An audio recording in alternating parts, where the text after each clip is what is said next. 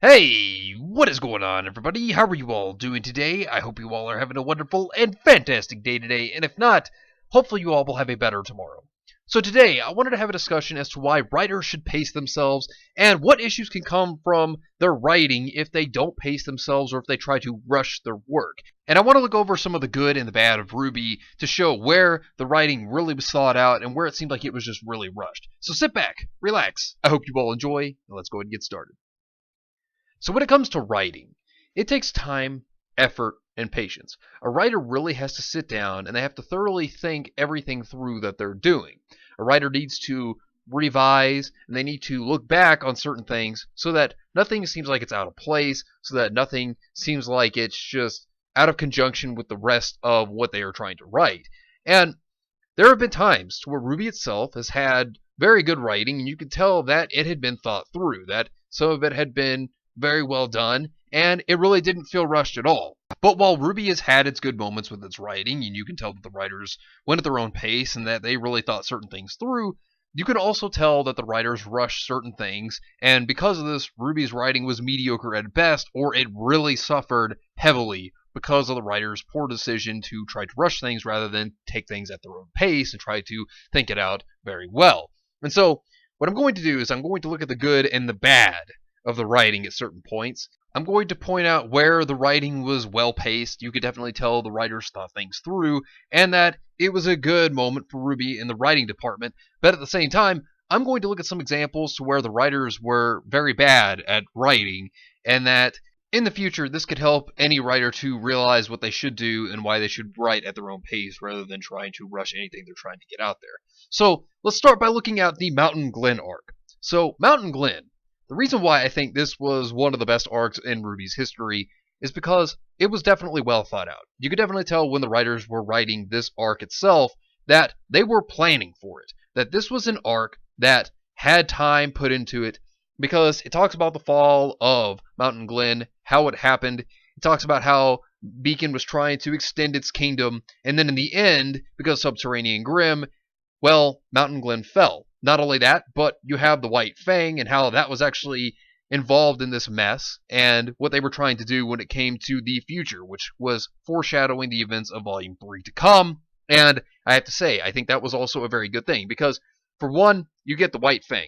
Another, you actually get the Grimm, and what I liked about the Grimm was the Goliath, for example, of intellectual Grimm that were in there waiting for an attack, waiting for the right opportunity. Not only this, but at the same time, there was pretty good fights in Volume 2 in this whole situation in Mountain Glen. I actually have to say that I think that the fights were done very well here. The Neo and Yang fight is one of the best fights in RWBY's history, I think, also. And I think that this was very well done. I think that everything leading up to the finale of Volume 2 was actually very well written. Not only that, but going back to the idea of the whole foreshadowing bit, this showed you what Cinder's plan was to lead the Grimm into the city to make reinforcements. And I think that was very interesting. It shows how far she had been scheming for the fall of Beacon. And then, obviously, that leads into Volume 3, showing how she then attracts more Grimm than she was actually originally going to get. And I have to say, Mountain Glen was just very well done. It was very well thought out, and you could definitely tell that the writers had a plan going forward when it comes to Mountain Glen.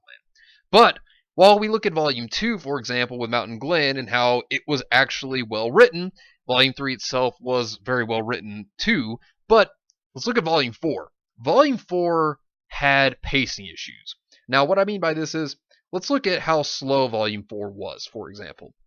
It really felt like they didn't really know much of what they were doing at certain points. It just felt like they threw in certain things and it felt kind of like filler. And I think that one of the best fights, which I have to throw this in there, is the Crow and Tyrion fight. Now, that was one of the best parts, and the consequence to this fight, because of Crow's semblance misfortune, which led on to the events of, is Crow going to die because he had been poisoned by Tyrion's stinger?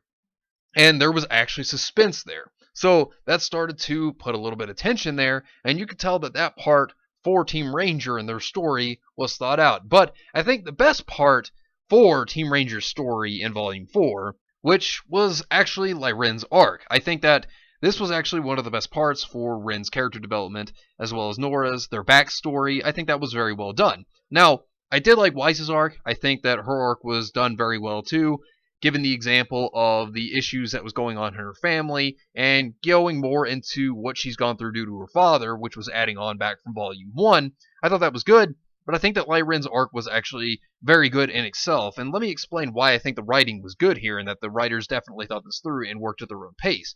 This is because the backstory was thought out pretty well, seeing how the Grimm had just destroyed Kuroyuri, seeing how Light Ren's family had died, seeing how Ren and Nora basically they only had each other left after Kuroyuri was destroyed by the Grimm, the Nuka-Lave, the fear that the Nuka-Lave put on Ren, how he actually gained his semblance. I think all this was thought out pretty well for what it was. Now, while the fight of the Nuka-Lave was lacking, it wasn't the best, had some animation issues, it wasn't bad for what it was, though. It wasn't the worst fight that RWBY's ever had.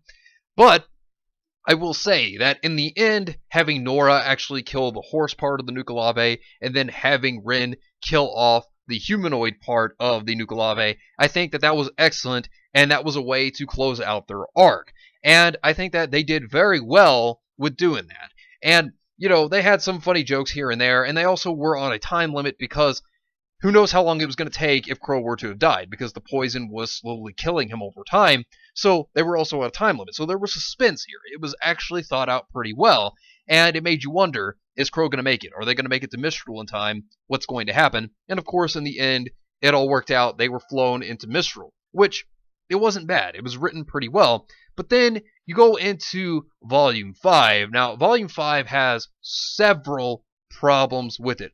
And while Volume 4 had some issues with its pacing on its storytelling because it was very slow for the most part, and it had a few animation issues, it wasn't half as bad as Volume 5 in my opinion. I mean, Volume 4, yeah, it definitely had its problems, and it's certainly not the best arc in RWBY, or best volume for that matter, but it wasn't as bad as Volume 5 with multiple issues that it had going for it. Characters feeling completely out of character, Cinder being solely based off revenge, for example, when she was actually a character that was someone who usually planned about how to get the job done, and if the plans didn't work, she would always have a backup plan to make it succeed in the end, like she did with the Fall of Beacon, and then also saying that what would be the point of reinforcements when they could just overpower the bandits and just take what they wanted. When talking to Salem, even though back in Volume 2, she had stated that it's not about overpowering the enemy, it's about taking away what power they have. Towards Mercury, when Mercury was wanting the Fall of Beacon to happen sooner rather than later. Another area where I think the writers kind of rushed this was, or they forgot, instead of working at their own pace, they didn't look back, which was, when it comes to Raven, her beliefs. The thing is, Raven's beliefs were set up in Volume 4 to be the strong live and the weak die. Well, in Volume 5, she actually didn't want to be involved in the war between Ozpin and Salem because she was afraid of what she didn't understand. Which shows you they didn't go back on Raven's beliefs there. Now, looking at Sienna Khan, another big problem here is that when it came to Sienna Khan and how they killed her, the thing is, there should have been a fight there, because think about it like this. She shouldn't have just been stabbed and then just killed. She should have just been hit by the blade because Aura should have protected her. But this goes back to retconning Aura, saying that it was passive and now you have to activate it for it to work. So there's that problem. Then there's the Battle of Haven. Oh boy, it's like I never can escape the Battle of Haven and the writing issues with the Battle of Haven. There's so many problems with the Battle of Haven whenever it comes to its writing, and I have to bring this up again because several issues come in at this point. You can definitely tell that the Battle of Haven was not very well thought out when it comes to the fights. It was not very well paced at all. It was very rushed, and you could tell that the writers were just trying to get to the main event, which was the Cinder and Raven battle. It just felt so very rushed. The focus on the fights were just slingshot all over the place, and it was just very bad. Characters were nerfed. I mean, it just didn't feel good at all to see. And if you think about it, look at Crow. Crow's a character that is known to have strength and speed outside of a semblance, without the support of a semblance. And they just nerfed Crow very hard in this fight. He just did not do well. Look at RWBY. RWBY didn't really do anything at all in this fight. And the one moment that her plan works, it's off screen. Yeah, that was not good at all. That was terrible. That was just awful. Then you have Weiss's fight, and I have talked about this before, and I'm going to say it again. Weiss's fight was awful in the regards that they made her so very one-dimensional in this fight. There's so much that she could do. The writers had even stated they had forgotten about her time dilation, which she could have used in this fight, and she was just mainly trying to use her summoning. And she was just solely based upon her summoning, and it was just very disappointing. It was very lackluster, and the writers even tried to state that this was to bring Vernal up in power. This was to try to show off that Vernal was strong because she was supposed to be the underling to Raven. And that didn't really do that. If anything, it just made things worse for Weiss. And then they tried to throw in a suspense moment with Weiss getting stabbed. And that was to bring in tension. That was to bring in the thought of, oh, what's going to happen next? But they weren't going to kill Weiss. Her character arc is not even over yet as of the recording of this video. And so that was terrible suspense. I mean, that was just poorly written. And I didn't even believe that Weiss was going to die there. I was just like, nah, there's no way. That's just bad on their part. But at the same time, what they also did, which was very poor, was with Adam. When Adam encounters Blake, she just one-shots him. I mean, we know Adam was way stronger than that, and she one-shots him. You can definitely tell that was not thought out at all, and just the fight between the Faunus and the White Fang, there could have been so much more to what there was. It was just very poorly done. It was just rushed. And then when the Mistral police come in, he just runs away. So it's really just a shame how that had to go down. And then they made the character score for Adam because of damage control, because of what happened with Adam. And yeah, that was the way that they tried to help Adam's character, but in the end, Volume 6 shut down Adam, and while the fight was great that Adam was in Volume 6, that didn't really help. And I'm going to get to Volume 6 in just a moment. But overall, you could definitely tell that the writers didn't do a very good job of Volume 5. And Miles even stated back at RTX in 2017, before Volume 5 came out, that they were trying to still complete the volume, that it was not done, and that they had rushed the volume.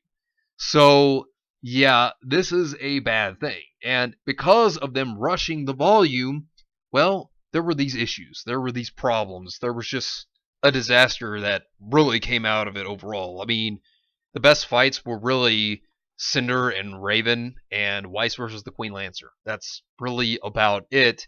And just the rest of it was just bad. It was just really, really bad.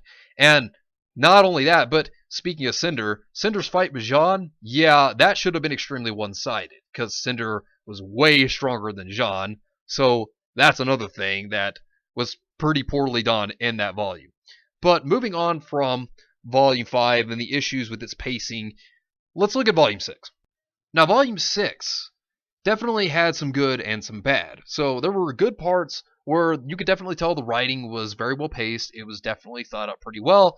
Then you could tell that there were some parts that the writing was just rushed, and it wasn't very good. And I'm going to go over that right now. So let's look at it like this. So starting off, when you look at Crow and you look at all of that, his arc was actually pretty good. His depression made sense after finding out the truth between Salem and Ozpin and that whole backstory. But not only that, odd things were occurring throughout the farm. If you look at it, there were dead bodies within the beds. Nobody understood what happened to everybody, that maybe they just died in their sleep. It was a very odd occurrence. People were then acting out of character, but when you think about it, the characters were acting out of character for what seemed to be good reason. So once Maria starts investigating as to what's going on with the farm, why everybody feels so tired, why everybody feels like they just don't have the will to do anything, well, she's reading into Bartleby's journal, and she starts to discover that there were Grimm that were taken to the farm to try to calm everyone down so that nobody would be afraid and alert other Grimm to the area so that nobody would be harmed or attacked by the Grimm while they tried to build up their farm in the settlement. Well, then, of course, it comes down to the Apathy, which were Grimm that were planned before the making of Volume 1. And it shows you that these Grimm that were planned before the making of Volume 1 with their ability to drain one's will, this was actually fantastic Grimm. And I think that this was actually very well thought out. And not only that, but if you think about it, this led into one other thing, and that actually goes to a question that had been waiting to be answered, which was the Silver Eyes. So it did answer the question that people have had since Volume 3 about the Silver Eyes. And while I think that the whole thing to Silver Eyes is kind of lackluster in certain areas, I do think that at least this moment discovering, getting an answer was a good thing. And the way that they did it, I think, was good. I think that they did this well. And you could definitely tell that, like I said, this was well paced. It was written out pretty decently. So this is not that bad. Not only that, but I actually did like the Cinder and Neo arc. Now, I know there are some issues that come from it, but for the most part, I think it was actually good. I think there could have been a little bit more they could have added to it, considering it was supposed to be like a side story that was going on. And while that they did give us what they did, it wasn't bad. I think that overall it made sense. Neo's return makes perfect sense to get revenge for the loss of Roman, so that all makes sense. But then the final act of Volume 6 is a problem. It's an issue because, if you think about it, let's start off with Ruby's speech to Crow. Some of it was but then, well, the big problem is whenever she says that the adults have never helped them, that they've never done anything to help them. Yeah, no, the adults have always helped you. And you could definitely tell that the writers just kind of either A, didn't think about that speech, or they just kind of rushed it. And they had other Ruby speeches that were a problem. Not only that, but the mech fight. The mech fight is another issue, and it just felt like nothing more than filler. It just felt like a way to throw something else in there, and it just wasn't written well. I did not enjoy that arc at all, and it just felt like the protagonist could just do whatever they wanted and try to get away with it without any consequences, and it just wasn't really that good. So the finale to RWBY was very subpar in Volume 6. And it could have definitely been written better at certain points. There were good points in Volume 6, though, certainly. But you could definitely tell that the end, it felt very rushed, and I just think that they definitely could have taken their time, and they could have added more material to the finale, but it felt so short, and it felt so rushed, and it just wasn't really that great. And in the past, we've seen such excellent things be written into RWBY. And you can tell when those moments of brilliance when it comes to writing comes in. And that is when the writers take all of their time, their effort, their passion, and put it into the writing. That's when you know the writing is good because they tried and they worked at their own pace. Because when you as a writer, when you try to rush things, you just try to get it out there to just be done and think, okay, well, let's just put filler content in there, it's going to suffer. It's not going to work. And sometimes when you rush things, it will be very inconsistent because you won't go back, you won't look at things probably, you'll just try to rush it, and then whenever you rush it, it's not going to flow as well as it would if you worked at it at your own pace. And you need to rewrite things. And then if you rush things and if you try to rush a rewrite, well, it's still going to suffer because if you don't take your time, you don't pace yourself when you were working, it's not going to go well. It's going to suffer. Your writing is going to hurt, and your audience is most definitely going to see it. But when it comes to RWBY, there have been those good moments where you can tell the writers really tried to pace themselves, like with Mountain Glen, Volume 3, Mercury's backstory, and Brunswick Farms. But if you look at Volume 5 and you look at the final act of Volume 6, you can definitely tell that the writers rushed at certain points, and they didn't take their time. They didn't work at their own pace, and they just tried to get it out there. But if you as a writer work at your own pace, you and your audience will appreciate your own work. But anyways, I'll be back again on Tuesday. Let me know what you think down below. Do you agree? Do you disagree? Let me know in the comments down below. But anyways, thank you all for watching. I hope you all enjoyed. And if you did enjoy, hit the video with a like. Subscribe if you want to see more content like this. Share this video with your friends if you found this informative or useful. And follow me on Discord. Link is in the description down below. But anyways, I hope you all have yourselves a wonderful and fantastic day today. And remember, if today was not a good day, tomorrow could always be better. Take care of yourselves and everyone around you. And have yourselves a good one out there, everybody.